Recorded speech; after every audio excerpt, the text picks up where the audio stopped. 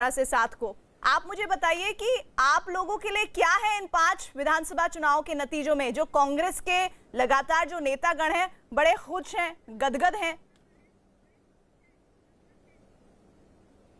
देखिए प्रीति जी, जहाँ तक पांचों राज्यों में जो चुनाव हुआ है उसका जो परिणाम है वो कांग्रेस के पक्ष में बिल्कुल नहीं गए हैं। इसमें कोई इस सत्य को स्वीकार करने में कोई हर्ज नहीं है और कोई मुझे दिक्कत नहीं हो रही है। जहाँ तक सवाल है कि आपने जो शो ऑर्गेनाइज किया उसमें लाइन चल रही है कि विपक्ष को एक मौका मिल गया है और ममता की दीदी की जीत पर, तो ये भी एक पक्की बात है, क्योंकि पिछले 7 सालों से एक ऐसा मैसेज देश में था कि नरेंद्र मोदी जी और अमित शाह की जो टीम है इन्हें हराया नहीं जा सकता है।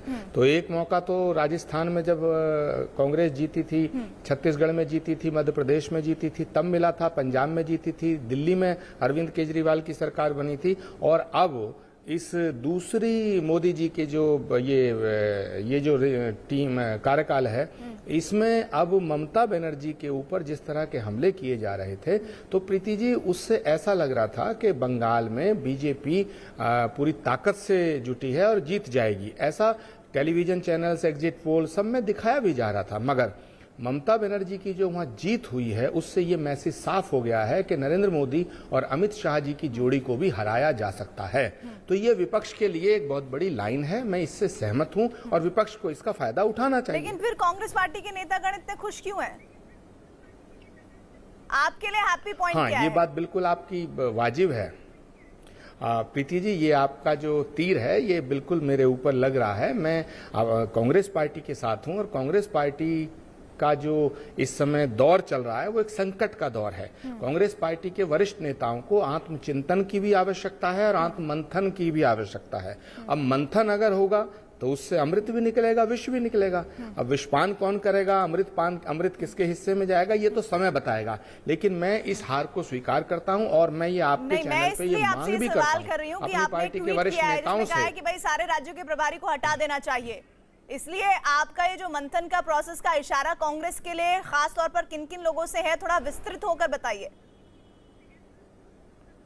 प्रीति रघुनंदन जी, आप बहुत ही वरिष्ठ पत्रकार हैं और संजीदगी से बात कर रही हैं। मैं बिल्कुल साफ दिल से आपको बताना चाहता हूं कि राजनीति में, सार्वजनिक जीवन में नैतिक मूल्यों का निर्वहन करना, यानी नैतिकता भी एक चीज होती है और कुछ नेता उसका बहुत बड़ा पालन करते हैं। पंडित नेहरू से लेके लाल बहादुर शास्त्री और पंडित अटल बिहारी वाजपेयी और जो इस टाइप के जो लोग थे वो नैतिक मूल्यों का निर्वहन करते थे। उसी परंपरा का पालन करते हुए 2019 में जब चुनाव हारे तो कांग्रेस की अध्यक्षता से राहुल गांधी जी ने इस्तीफा दिया था।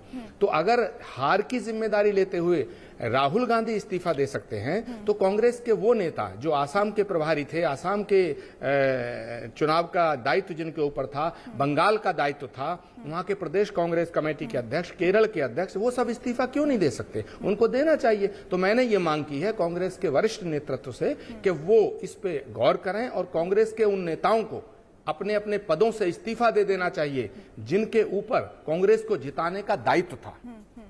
ठीक है, मैं गौरव भाटिया से इस पर एक रिएक्शन चाहती हूँ। गौरव भाटिया, लेकिन सच तो ये है कि जो बात बार बार कही जा रही है, चाहे अनुराग भदौरिया हो, चाहे प्रमोद कृष्ण जी हो, आपने जितनी ज्यादा अपनी ताकत को झोंका, नतीजे उस हिसाब से परिवर्तित नहीं हुए। आज भले ही आप 77 सीटों पर खुश हो ले, कहें कि हम 3 से 77 पर पहुंच गए हैं, लेकिन सच तो यह है कि एक बहुत बड़ी हार है जिसे अलग नजर से देखने या पेश करने की कोशिश बीजेपी कर रही है।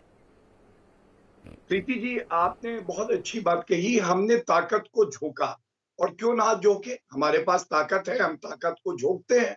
आप बताइए, चिंता तो उनको करनी चाहिए जिनके पास ताकत है ही नहीं झोंकने के लिए। कांग्रेस पार्टी के लिए पहले कहा जाता था इनकी व्रत अवस्था है, अब ये मोक्ष अवस्था में है। ये हारते भी रहे, इनको फर्क ही नहीं पड़ता है। और बड़ी बात कर रहे थे नैतिकता की। राहुल गांधी ने इस्तीफा दिया सोनिया गांधी जी से पूछ के। सोनिया गांधी जी ने पूछा राहुल गांधी से, मैं अध्यक्षा बन जाऊं? फिर से अध्यक्षा बन गई। गांधी परिवार में ही रिवॉल्विंग चेयर गेम खेला जा रहा था। आप बताइए, पश्चिम बंगाल में ये लेफ्ट के साथ चुनाव लड़ी और 0 सीटें इस गठबंधन की आई, तो ये ठगबंधन नहीं था और क्या था?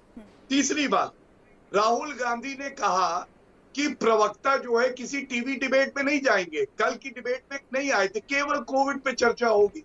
आज मैं देख रहा हूं यहाँ पे प्रमोद कृष्णम जी बैठे, कल पी चिदम्बरम जी एक चर्चा में मेरे साथ थे। सिर्फ बात इतनी है कि जब ये चुनाव हारते हैं तो ईवीएम पे ठीकरा फोड़ते हैं, इलेक्शन कमीशन पे फोड़ते हैं।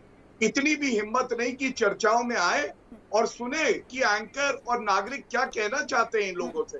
और ये सब बेगानी शादी में अब्दुल्ला दीवाना।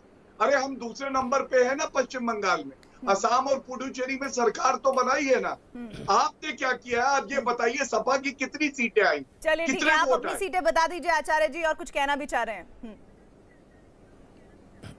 प्रीति जी, मैं गौरव भाटिया जी से ये कहना चाहता हूं कि कांग्रेस पार्टी के अंदर इतनी नैतिकता तो है कि मैं कांग्रेस पार्टी का समर्थक और कांग्रेस पार्टी के भीतर ये आवाज उठा रहा हूं कि भाई अधीर रंजन चौधरी जी का इस्तीफा होना चाहिए, वेणुगोपाल जी का इस्तीफा होना चाहिए, असम के प्रभारियों का इस्तीफा होना चाहिए। लेकिन प्रीति जी, लेकिन गौरव भाटिया जी मेरी बात सुनिए। जब आप बोल रहे थे मैंने इंटरप्ट नहीं किया। प्लीज, आप तो बहुत ही वरिष्ठ अधिवक्ता भी हैं, जरा सुन लीजिएगा। लेकिन क्या प्रीति जी, नहीं देना चाहिए, मैं जवाब दे रहा हूं, आप शांत तो रहिए, संयम रखिए ना। मैं जो कहने जा रहा हूं आप सुन तो लीजिएगा।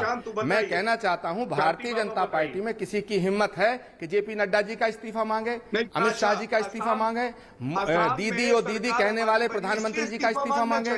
किसी की हिम्मत है? ये कांग्रेस पार्टी के अंदर इनर डेमोक्रेसी भी है और नैतिक मूल्यों का निर्वहन करने की हिम्मत भी है कि मैं अपनी पार्टी के वरिष्ठ नेताओं को उस कटघरे में खड़ा होकर के इस्तीफा मांग रहा हूं। अब आप में इतनी सलाहियत और इतनी संजीदगी नहीं है, इतना संयम नहीं है गौरव भाटिया कि मेरा जवाब सुने। मैं आपसे पूछना चाहता हूं, देश के गृह मंत्री ने यह कहा कि 200 पार अब की बार, गांधी को तो क्या गृह मंत्री ने देश के सामने झूठ नहीं बोला? भारत के प्रधानमंत्री जी ने यह कहा कि 200 पार हमारी सरकार बनेगी, 2 मई दीदी गई। तो क्या देश के प्रधानमंत्री जी को, देश के गृह मंत्री को, भारतीय जनता पार्टी के राष्ट्रीय अध्यक्ष को अपने पदों से इस्तीफा नहीं देना चाहिए? बीजेपी के अंदर किसी की हिम्मत है जो नैतिकता के आधार पर देश के गृह मंत्री का, बीजेपी के अध्यक्ष जेपी नड्डा का इस्तीफा मांगे? कांग्रेस पार्टी के अंदर इतनी नैतिकता है? गौरव भाटिया, आप संयम से सुनना नहीं चाहते क्योंकि सत्य को स्वीकार करना बीजेपी की आदत नहीं है। भारतीय जनता पार्टी का जो ढोल था वो फट चुका है। वेस्ट बंगाल के अंदर क्या हुआ बताइए? राहुल गांधी तो वहां जा ही नहीं पाए, डर गए। असम में क्या हुआ बताइए ना, आप उत्तर नहीं देना चाहते। मेरा सवाल यह है कि देश के प्रधानमंत्री ने यह कहा था कि 2 मई दीदी गई, तो 2 मई भी आ गई लेकिन दीदी नहीं गई। तो क्या देश के प्रधानमंत्री ने इतना बड़ा झूठ क्यों बोला? क्या प्राइम मिनिस्टर को इस तरह की बातें शोभा देती हैं? क्या देश के गृह मंत्री को इस तरह की बातें शोभा देती हैं कि पब्लिक डोमेन में भारत का गृह मंत्री ये कह रहा था कि 200 पार, हम 200 से ज्यादा सीट जीतेंगे? तो क्या उन्हें अपने उस वक्तव्य का ध्यान रखते हुए नैतिक मूल्यों के आधार पर भारत के गृह मंत्री को इस्तीफा देना चाहिए या नहीं देना चाहिए? मैं मांग करता हूं कि देश को गुमराह करने के लिए, देश में अफवाह फैलाने के लिए भारत के गृह मंत्री, प्रधानमंत्री और बीजेपी के राष्ट्रीय अध्यक्ष को इस्तीफा देना चाहिए। प्लीज आप उन्हें बनाए रखिए, राहुल गांधी, सोनिया गांधी को बनाए रखिए। हम तो गौरव जी, आपने मेरी बात को आपने सुना नहीं। मैं क्या कहना चाहता हूं, आप कायदे से बात सुनिए, कायदे से जवाब दिए। मैंने आपके सवाल का जवाब दिया गौरव भाटिया जी, मैंने आपके सवाल का जवाब दिया। आप तो जवाब सुनना नहीं चाहते, आप सत्य का सामना नहीं करना चाहते। ऑमलेट बनाएंगे क्या? क्या बात कर रहे हैं आप? मेरी बात तो सुनो, आपने सवाल कर लिया। थोड़ा सा संयम दिखाइए ना। बदरुद्दीन अकबर असम में फुरफुरा शरीफ